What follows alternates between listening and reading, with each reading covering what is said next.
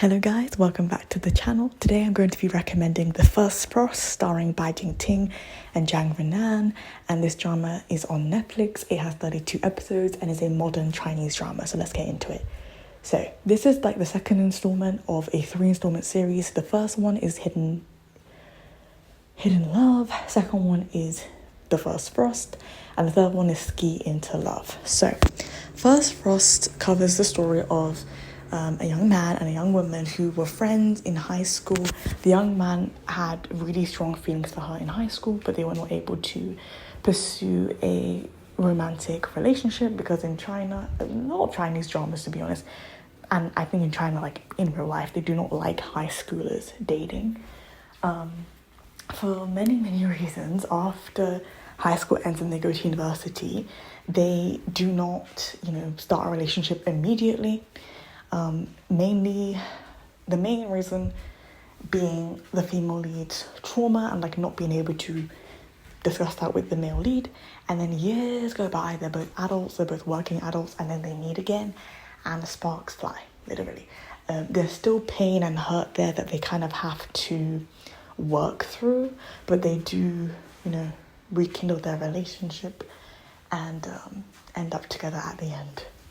So let's get into it. This story is not only a romance story, it's also very much about the female lead's trauma. She has been sexually assaulted multiple times because she is very beautiful. It kind of reminded me of the way that Liu Fei's character was treated in Tale of Rose. Just somebody that incites so much hatred because they're so gorgeous.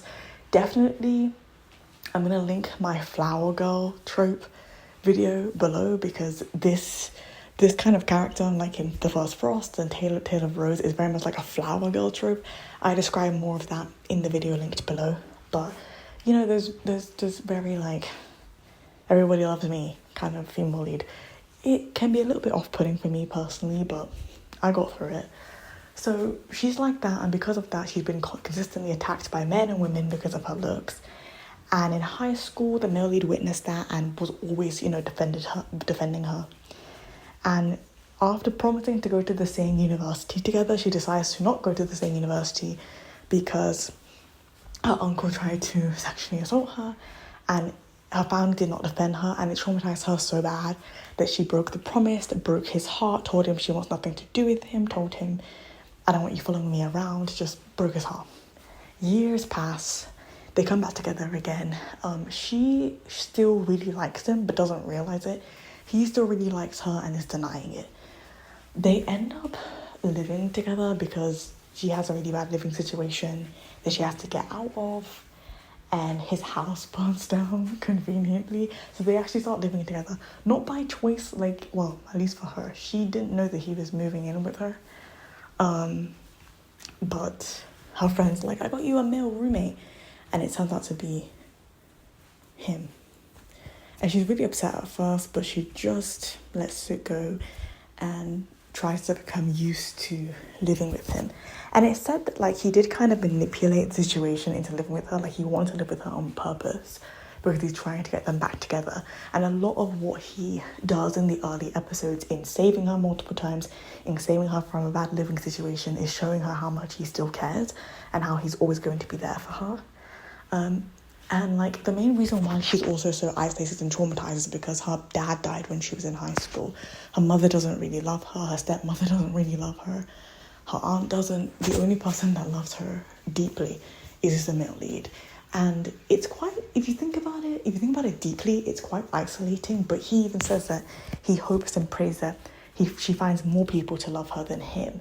And that's not to say that she doesn't have a best friend or anything, but I guess she's talking about the kind of ride or die kind of love, right? And he's saying, I hope you find more people who are willing to be just like me for you because you deserve it. And she's so traumatized, she doesn't believe that she deserves his love, but he tells her you're a rose, I love you, you're amazing, you do deserve my love. And he comes from a really good family, so they welcome her with open arms. They end up engaged at the end. It's super beautiful link, and I loved it. But I do want to say that it should be pointed out that you know, by the end of the show, he's the only person that is actually ride or die for her. Her own family is not. And it's quite sad. He doesn't purposefully isolate her. It's just that the writers made it so that they created this world where this is the only guy that is willing to do all this for this girl. They've created it like that. It's less to do with his own toxicity and more so to do with the right. But overall, really good drama. I actually rated it a 10 out of 10. There really isn't anything I didn't like about the drama. Just things I noticed that the writers kind of, you know, created, like that toxic environment in the show. But aside from that, it was really, really enjoyable and I liked it. Anyway, let me know if you've seen this drama in the comments below. Let me see if you've seen Hidden Love, which I also have a video on, I'll link below. And then I haven't seen Ski Into Love, so maybe I'll watch that one next, but I'm not too sure. Okay, thank you. If you like my channel, please subscribe. If you like this video, please hit the like button below. Thanks again for listening. Bye-bye.